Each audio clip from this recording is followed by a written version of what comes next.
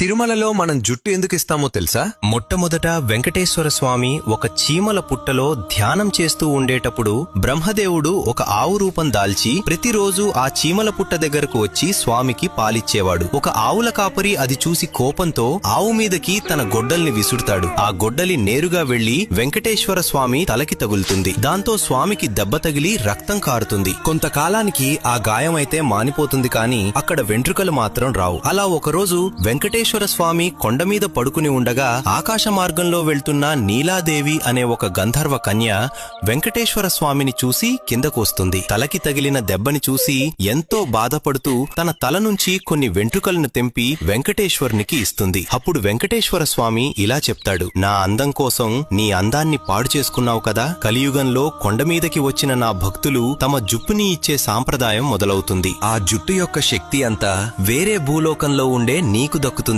అని చెప్తారు. ఇంతకీ తిరుమలలో ఇచ్చే మన జుట్టుని ఏం చేస్తారో తెలిస్తే కామెంట్ చేయండి. తెలియకపోతే గోవింద గోవింద అని కామెంట్ చేయండి.